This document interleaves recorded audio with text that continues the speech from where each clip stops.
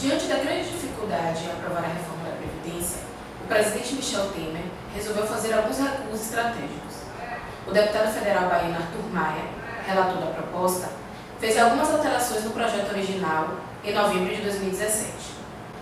Desde então, o governo federal vem vendendo a reforma como uma proposta que moralizará o sistema previdenciário brasileiro, que acabará com o privilégio dos servidores públicos, sem, contudo, prejudicar o trabalhador mais pobre. Mas será que isso é mesmo verdade?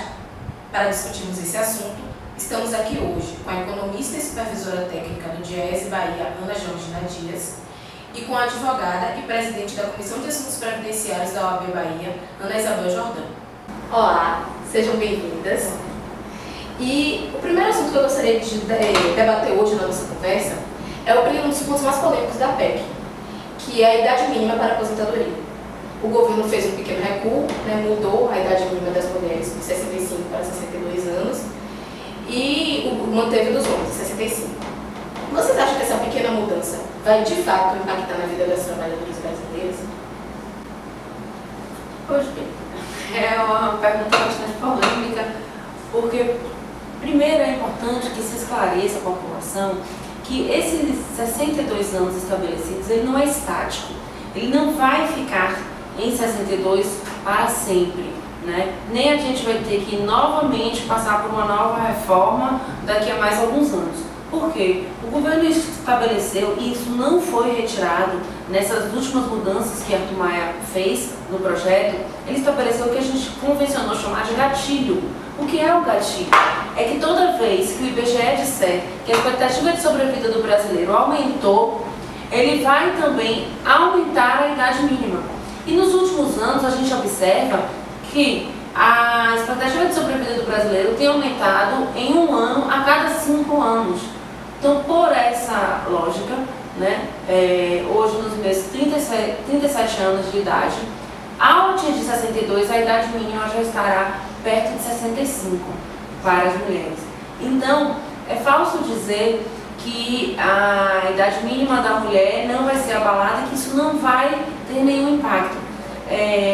A idade mínima, o avanço da idade mínima da mulher, ele é sim prejudicial, né? Assim como também a não discussão das mudanças em relação às leis e às regras especiais da mulher, isso está sendo feito sem nenhuma discussão no seio da sociedade. Porque não basta dizer que homens e mulheres são iguais perante a lei para que a gente perpetre essas mudanças. Seria necessário se fazer um debate e se discutir o mercado de trabalho da mulher. O mercado de trabalho da mulher é igual ao mercado de trabalho do homem? Ela tem os mesmos acessos durante a sua vida laboral? Esse é o questionamento para se propor qualquer mudança. Então, esse é um dos pontos, inclusive, que a própria OAB tem se colocado contra a reforma, principalmente pela falta de debate.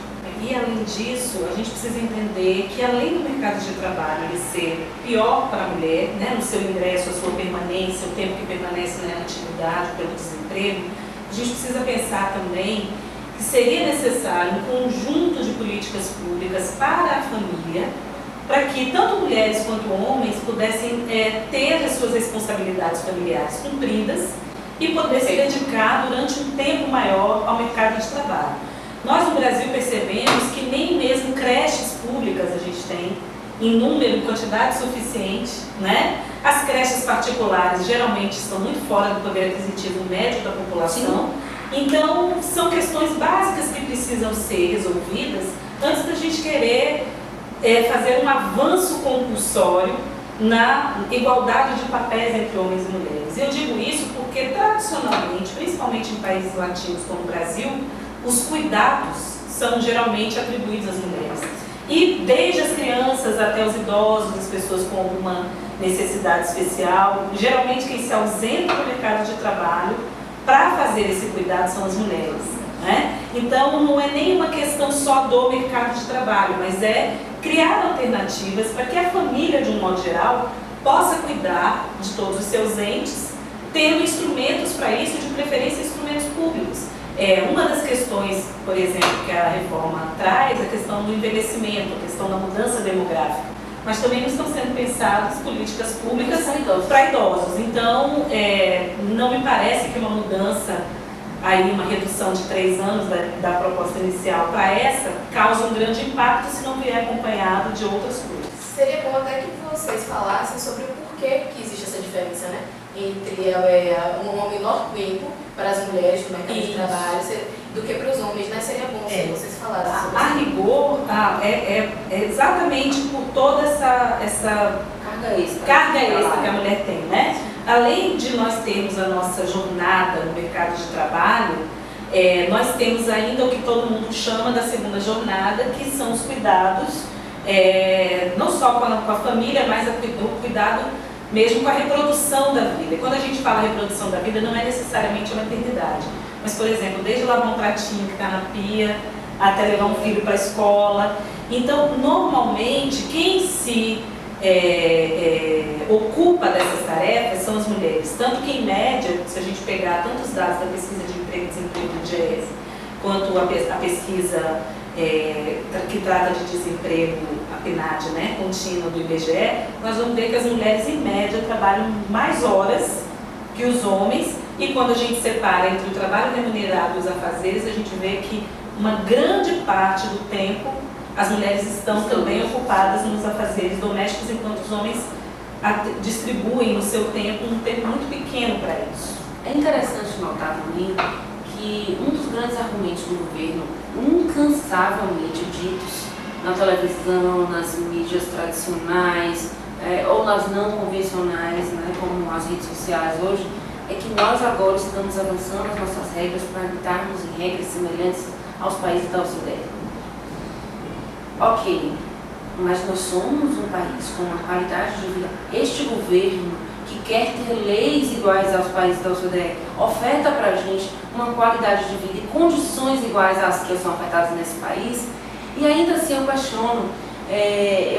Quando eu dou aula sobre esse tema, eu sempre gosto de falar sobre essa questão da mulher, e me lembro que em 2010 eu tive a oportunidade de ter uma experiência única. Eu trabalho com Previdência desde 2005 e fui a Paris, e no meu penúltimo dia em Paris houve uma manifestação contra a reforma da Previdência. Foi uma coisa emocionante. Só que eu não falo nenhuma linha de francês, eu não entendia nada, mas eu estava lá protestando. Mas eu vi uma mímica, né, um sindicato, na verdade era um movimento feminista, fazendo ali o seu protesto através de uma mímica, que para mim foi ótimo, foi a única coisa que eu entendi. Mas o que me chamou a atenção foi que na França, no ano de 2010, o movimento feminista pedia o retorno da diferença de idade para a aposentadoria na França. Nesses países que eles querem que nós tenhamos regras iguais, o movimento feminista de lá usou como argumento nessa mímica justamente a dupla jornada, justamente a maternidade e, além disso, os cuidados com a manutenção disso, porque óbvio que para que o cara possa, né, que o marido ou o companheiro, enfim, possa sair para ir trabalhar também tão tranquilo, tão fagueiro, tem que ter alguém que acordou antes para passar o café. E geralmente quem passa o café não é o companheiro. E some-se a isso também o fato de que hoje no Brasil boa parte dos lares são compostos por chefes de famílias mulheres. Nós temos uma mudança. Quase 40% brasileira é verdade, né? Quase 40% dos lares já o que tensiona ainda mais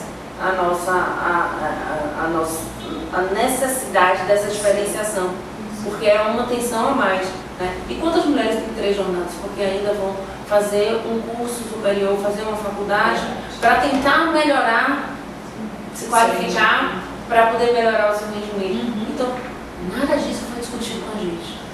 Nada disso foi discutido com ninguém, porque o governo até ensaiou uma discussão mais ampla, incluindo as centrais sindicais, e só isso, né? As centrais sindicais têm propostas muito concretas do que se poderia fazer para ter um equilíbrio maior na Previdência ou até condições mais equânimes, né, entre os diversos setores que contribuem.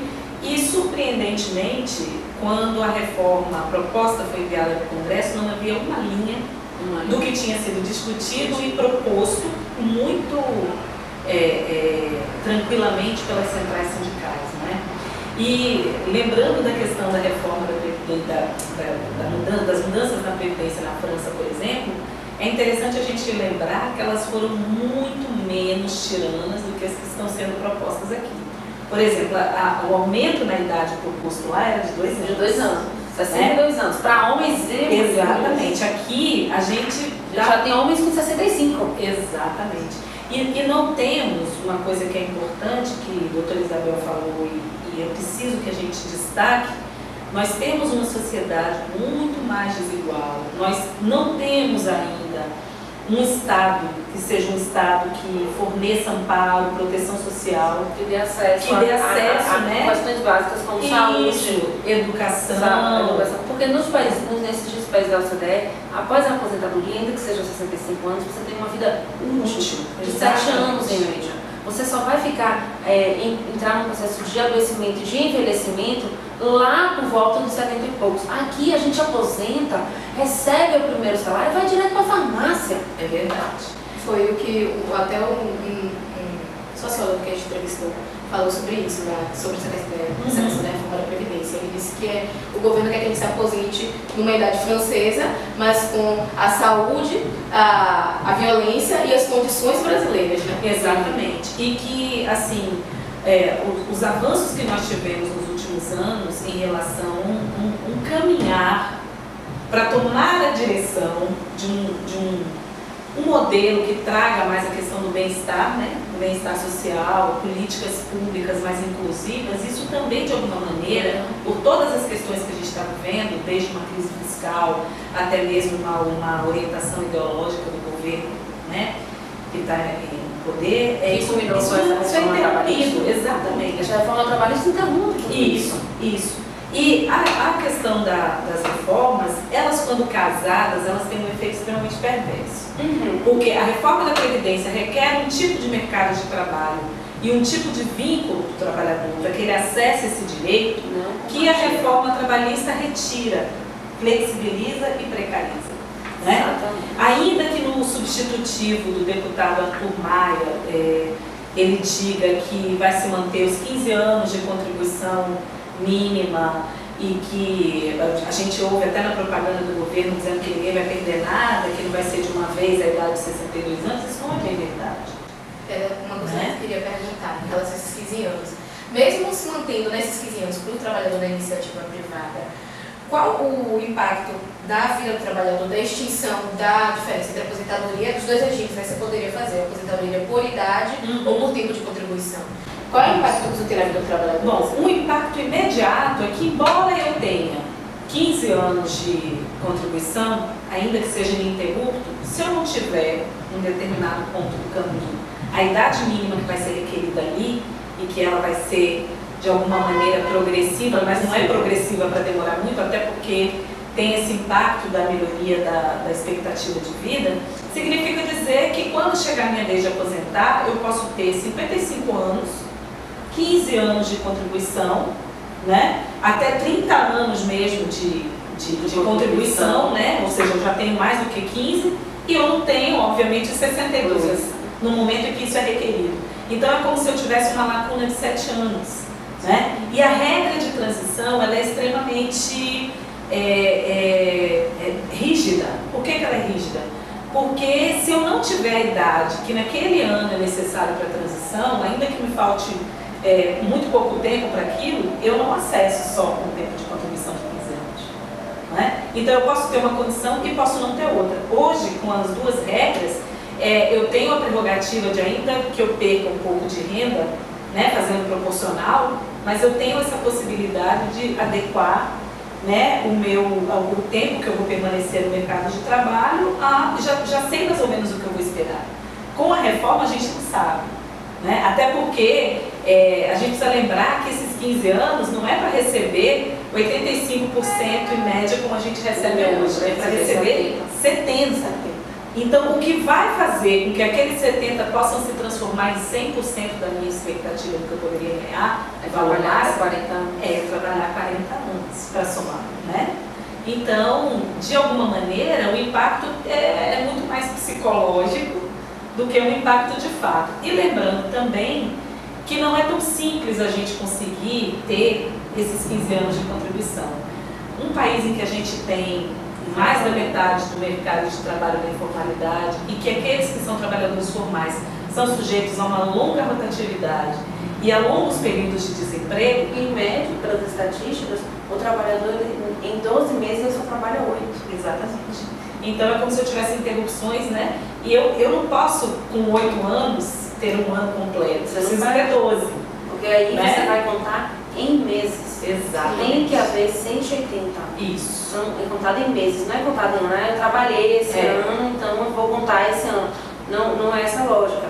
E, por exemplo, algumas categorias em especial irão sofrer duramente quando você combinar as duas reformas. Por quê? Foi aprovado o trabalho intermitente, isso não tem sido dito, não tem sido debatido. O trabalho intermitente, ele diz o seguinte lá, que se o cidadão trabalhar, vamos supor, alguém que seja garçom ou então da construção civil, porque a lógica do intermitente vai chegar na construção civil muito rápido e vai ser deletério para essa categoria. Por quê? O que acontece? Vamos dar um exemplo. O sujeito, ele tinha um trabalho, ele ganhava um salário mínimo, ele era garçom. E aí a empresa demite e vai contratar ele intermitente. Ele vai ganhar por hora. E se antes ele ganhava fechado o salário mínimo dele, com a contribuição previdenciária, com o FGTS, com todos os seus direitos ali assegurados, agora ele vai trabalhar por hora e vai ter esses direitos também fracionados. Então o FGTS dele vai ser fracionado. A contribuição previdenciária dele vai ser em cima das horas trabalhadas. Então vamos lá, eu ganhava um salário mínimo, agora eu não vou ganhar nem isso. Por quê? Porque eu vou ganhar por hora. Contanto que essa hora não esteja menor do que a hora mínima, porque agora a gente não vai mais falar em um salário mínimo mensal, a gente vai falar numa hora mínima, que é o quê? 30 avos de um salário mínimo. Só que se esse cidadão, em vez de trabalhar as anteriores 44 horas, como é de praxe, etc., trabalhou só 20. Isso quer dizer que ele está ganhando metade. Para botar a mesma comida, para pagar o mesmo transporte, para fazer tudo igual. Você acha que esse cidadão vai tirar 8% de um salário mínimo para complementar aquela contribuição que foi feita para ele? Ele não pode fazer, ele não vai fazer, não é porque ele não quer se aposentar, não é porque ele não quer contribuir para o sistema, é porque ele não pode. É uma impossibilidade real. E, inclusive, isso traz uma outra questão, que se a gente está falando que precisa, o governo está dizendo que precisa de uma reforma da Previdência porque as contas não fecham, é estranho exatamente no momento que ele propõe uma reforma para equilibrar as contas da Previdência, ele de alguma maneira retirar recursos da Previdência a partir do momento que acontece exatamente dessa forma. E aí você diz que tem déficit, mas você desonera a folha. Você diz que tem déficit, mas você dá isenção no agronegócio. E além da isenção, a reforma trabalhista, ela legaliza várias formas, vários tipos de vínculo que hoje a gente tem como ilegais, que a gente tinha, né? Até o dia 10 de novembro, exatamente.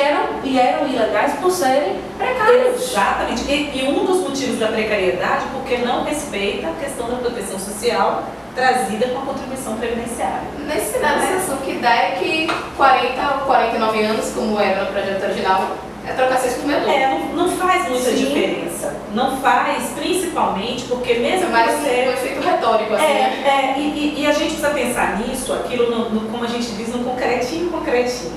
A rigor, o que vai manter as pessoas no mercado de trabalho é o fato de que elas não vão se manter com 70%. Elas vão ficar pelo tempo que elas puderem ficar. Vão segurar com unhas e dentes. Às vezes até mais do que esses 62 anos. O que tensiona o mercado de trabalho. Veja como a gente não tem como discutir a reforma da Previdência e não falar de todo o cenário político, social e econômico que a gente está vivendo. Por quê? Isso vai tensionar o mercado de trabalho. Se aquela pessoa que já está numa idade em que, em tese, poderia já aposentar, ela não sai, ainda que seja uma saída parcial, porque seria uma proposta, de você, de repente, pessoas a partir de determinada faixa etária poderiam ter uma jornada reduzida, com redução de salário, mas teriam um benefício também proporcional a essas horas. É uma solução, uma coisa que a gente podia pensar, se a gente tivesse conversado, se esse governo tivesse conversado, a gente teria a possibilidade de criar alternativas. Mas não, ele faz de uma forma que é para excluir. A reforma da Previdência, ela visa a exclusão. Ela visa, sim, de alguma forma, modificar o projeto original da Constituição do Estado de Proteção. E a gente vai entrar e vai virar uma sociedade de miseráveis, porque essas pessoas todas que trabalham intermitente, muito provavelmente elas vão acabar onde? Na assistência social. Se sobreviver. Se sobreviver. Que também havia uma proposta de aumentar para 70 anos. Que depois passou para 68. Que depois voltou para 68, veio para 68. E agora não vão. Dizem que agora disseram que vai deixar por isso mesmo. Isso. Né? Até porque, se eles cortam esse benefício, porque você botar 70 anos com benefício assistencial, você acabar com ele. E a existência desse benefício de prestação continuada, chamado LOAS, é um dos motivos que faz com que a expectativa de sobrevida do brasileiro avance. Exatamente. Porque você está dando renda para que aquela pessoa não morra de fome, para que aquela pessoa não morra porque ela não pode comprar um remédio que não é distribuído pela saúde pública. Então, tudo isso está intimamente assim, ligado. E uma coisa interessante que a doutora Isabel fala, que também é importante a gente destacar, ela falou uma coisa que é crucial. A proposta de reforma da Previdência é para excluir pessoas do sistema para que se gaste menos. No entanto, várias entidades da sociedade civil, dentre elas não só as centrais sindicais, mas várias entidades, inclusive a própria ANFIP, que é a Associação Nacional dos Fiscais da Previdência, ANAMATRA, a própria OAB, um monte de instituições, nós do DIEESE mostramos o seguinte: você pode aumentar o universo das pessoas que contribuem e ao invés de você diminuir a despesa tirando as pessoas do sistema, você aumenta a receita trazendo as pessoas para esse sistema, né? E também, além disso, investindo na fiscalização, investindo nos profissionais, né? Investindo mesmo na questão de você ter uma cobertura do INSS, desde a fiscalização até o atendimento. O que a gente vê hoje é uma previdência que era um ministério, a gente precisa lembrar disso também, era um ministério, foi transformado numa secretaria dentro da Receita Federal, o que mostra que o foco passou a ser arrecadação. Né? Só que mesmo o foco sendo, exatamente, mesmo o foco sendo arrecadação, não se investe na fiscalização e pior, ainda que se fiscalize, que se detecte algum tipo de sonegação de uma empresa ou outra, todo mundo sabe as empresas que devem, sabe o montante e não há nenhuma ação governamental para recuperar esses débitos, né? Que também seria uma forma de equilibrar, né? Então, a perversidade desse projeto de reforma da Previdência é que a Previdência, infelizmente, ainda hoje, embora seja um preceito constitucional, ela é um luxo. Quando a gente diz que tem 50% a 60% do mercado de trabalho na formalização, as pessoas já estão excluídas. Exatamente. A gente está dizendo que metade das pessoas ocupadas, elas estão fora. Então, com isso, vocês já temos uma exclusão muito grande. E em relação a essa coisa do BPC que você falou, né? Também houve um recuo nesse sentido. Tinham aumentado a idade, depois vai para 68 e agora precisaram modificado as condições para a aposentadoria do trabalhador rural. E eles voltaram completamente atrás. Sim. Não passa a impressão de que essa gordura foi colocada no projeto já para ser queimada. Sim. E o governo mantém o que ele considera o cerne da questão mais importante.